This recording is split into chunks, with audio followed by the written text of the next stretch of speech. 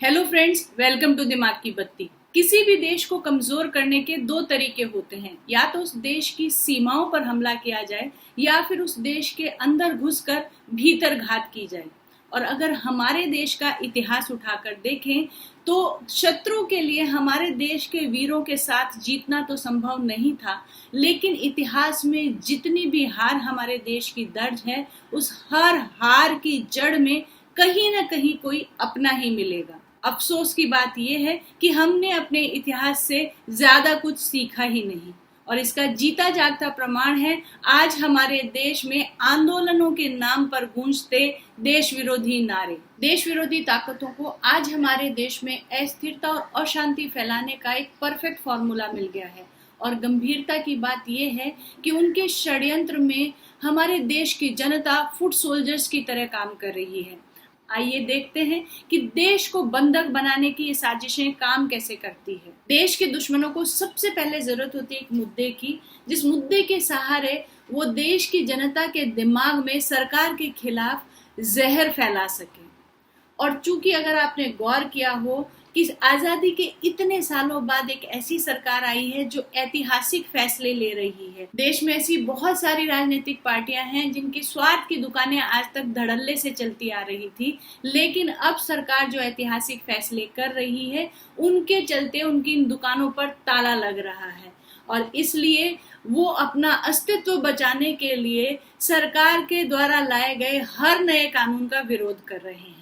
तो जब भी सरकार जनहित और देश हित में कोई नया कानून लाती है तो इनकी सूचना के जिहाद की फैक्ट्री चालू हो जाती है, और सोशल मीडिया के जरिए ये उस कानून के अराउंड गलत बातें जो है वो फैलाना शुरू कर देते हैं। ये रॉन्ग इन्फॉर्मेशन जो सीड की जाती है, इसका मुख्य उद्देश्य होता है कि लोगों में ज्यादा से ज्यादा डर की भावना उत्पन्न हो, ताकि डर के कारण लोग जो है वो देश विरोधी और सरकार विरोधी इन षड्यंत्रों में फुट सोल्जर्स की तरह काम करने के लिए आगे आए। आपने सीएए के दौरान देखा होगा कि गलत इंफॉर्मेशन स्प्रेड की गई कि सीएए के द्वारा देश के मुसलमानों की नागरिकता छीन ली जाएगी, जबकि सीएए नागरिकता छीनने का नहीं, नागरिकता देने का कानून था। और रिसेंट एग्जांपल है एग्रीकल्चर रिफॉर्म बिल, जिसके अराउंड फिर गलत इंफॉर्मेशन सीड की जा रही है कि इस बिल के द्वारा सरकार किसानों की जमीन छीन लेगी, अडानी और अंबानी का एकाधिकार हो जाएगा। ऐसी बहुत सारी रॉन्ग इंफॉर्मेशन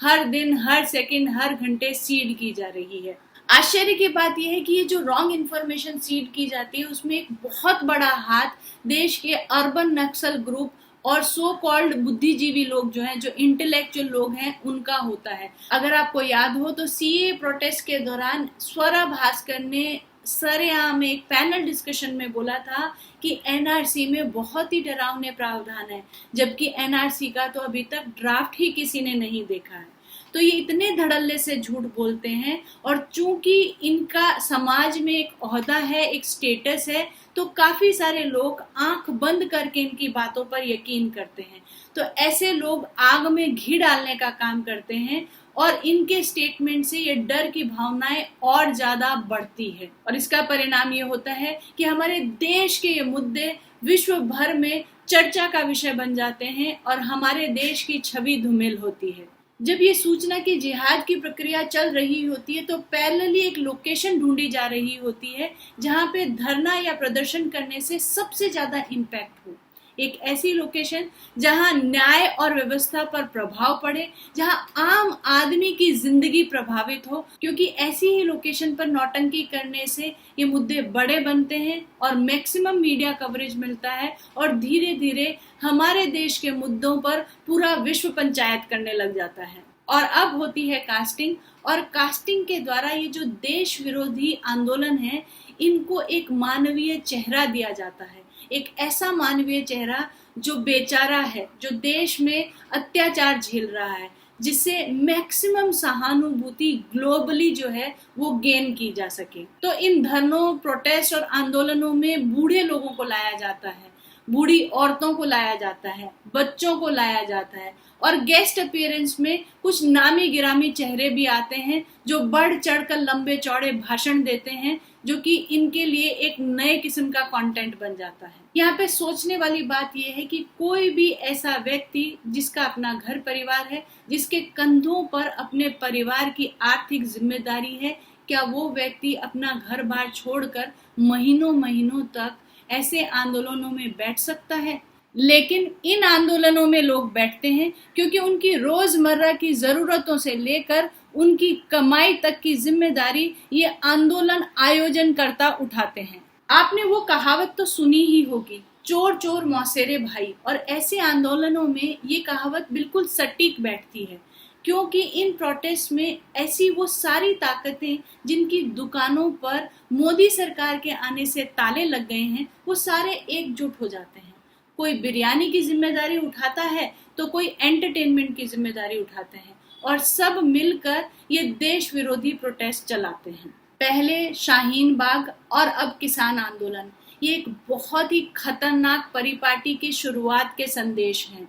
हमारा देश जो विश्व का सबसे बड़ा प्रजातंत्र है, वहाँ हमारे संविधान ने हमारी सरकार को, हमारी पार्लियामेंट को देश हित और जनहित में कानून बनाने का अधिकार दिया है। लेकिन अगर विधिवत पारित कानूनों को इस तरीके से सड़कों पर चैलेंज किया जाने लगेगा तो वो दिन दूर नहीं जब संसद का अपना महत्व ही खत्म हो जाएगा। लेकिन इस पूरी प्रक्रिया में सबसे ज्यादा भयानक तथ्य ये है कि देश के खिलाफ होते इन षड्यंत्रों में देश की जनता खुद कठपुतली की तरह इस्तेमाल हो रही है। आज हम में से बहुत सारे लोग ऐसे हैं जिनका भारतीय जनता पार्टी से या देश के प्रधानमंत्री श्री नरेंद्र मोदी की किसी पॉलिसी से कोई वैचारिक मतभेद है, लेकिन उस वैचारिक मतभेद के चलते हम अगर देश विरोधी ताकतों के साथ जाकर खड़े हो जाएं, ये कहीं से भी तर्कसंगत नहीं लगता। एक बात याद रखिए, भले ही भारतीय जनता पार्टी एक राजनीतिक दल है, लेकिन आज की तारीख में देश की जनता ने देश चलाने की बागडोर उनके हाथ में सौंपी है और जब वो देश की सरकार है तो उनका विरोध देश का विरोध है। तो अगली बार आपको मिले किसी भी फॉरवर्डेड मैसेज को आंख बंद करके आगे शेयर करने से पहले अपनी रिसर्च करें, सोचें, समझें और दूसरों को भी समझाएं और दिमाग की बत्ती जलाएं।